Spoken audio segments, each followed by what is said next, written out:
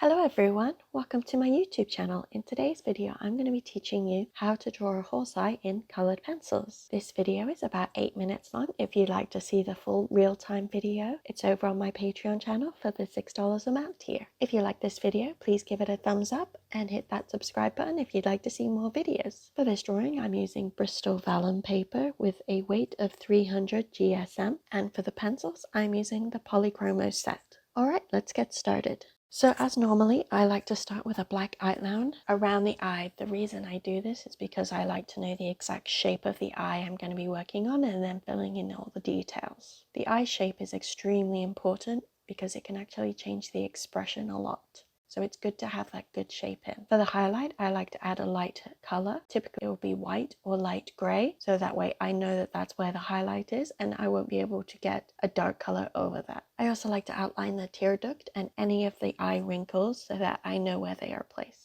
I'll also fill in the pupil very lightly so that I know exactly where it is, and if it needs to be changed, then I still have the option to change it. For the pencil pressure, I like to press lightly and go over the area many times to build up that pigment. So as you can see, I start going over the darker areas of the eye. Horse eyes are very dark, as you can see from my reference photo on the right. Going in with burnt umber, I lay down a good base. It's good to add some light colors on top so that way your iris has also got some highlights. We don't want it to be all dark. We want some areas to be lighter than the others, such as that inside ring of the iris. I'm going over with many colors to give this uniqueness. I will post the colors down below in the description. But as you can see, I'm laying them in lightly, one on top of the other, gradually filling in that tooth of the paper. The skin around the eye is just as important as the actual eye.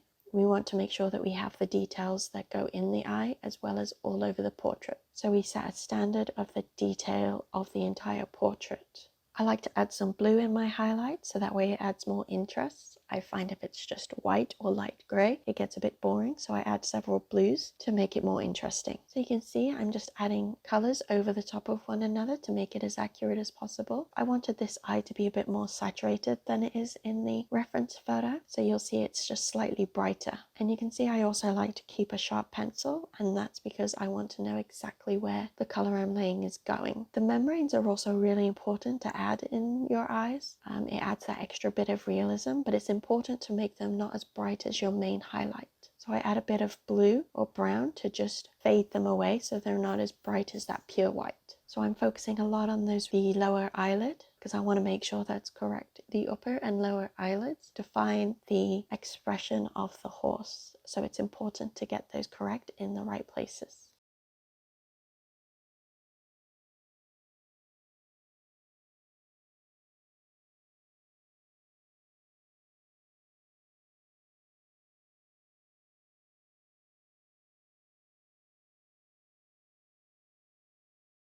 So when you're doing the skin around the eye, it's important to have a good base, and I'm starting with this mid-brown color, and then we're able to add the darker colors over the top.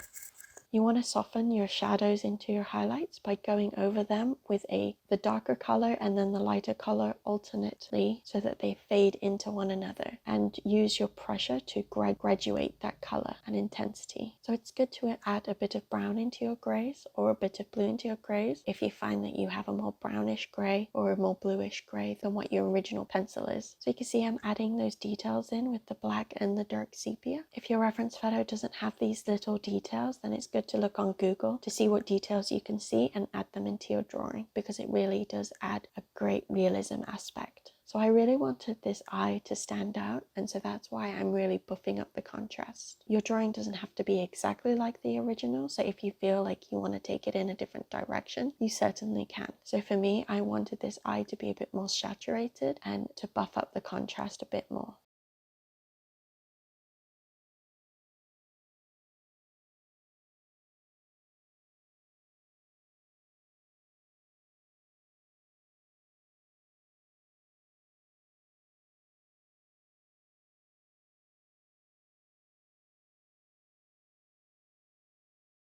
So I'm going in with this golden ochre kind of color and adding it to the areas where the yellow is in the portrait.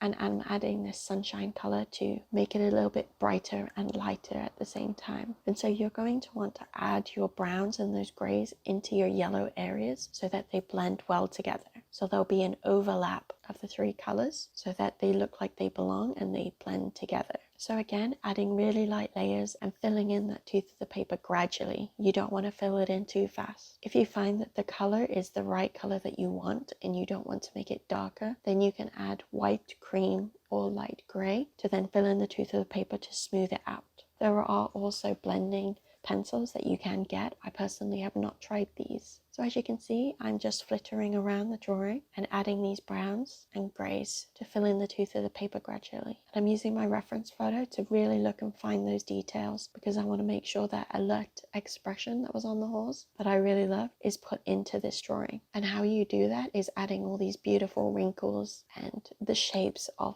the bulges and things like that. It's really important to get those accurate.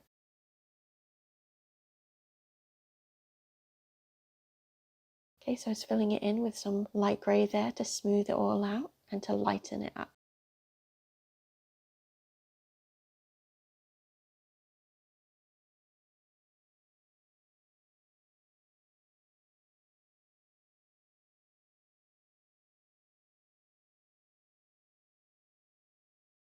So as you can see, I use that brown there in the other areas to just make certain areas pop. If you want more areas to be more noticeable than others, then add a high saturation color, just a touch, and that will make those areas more noticeable.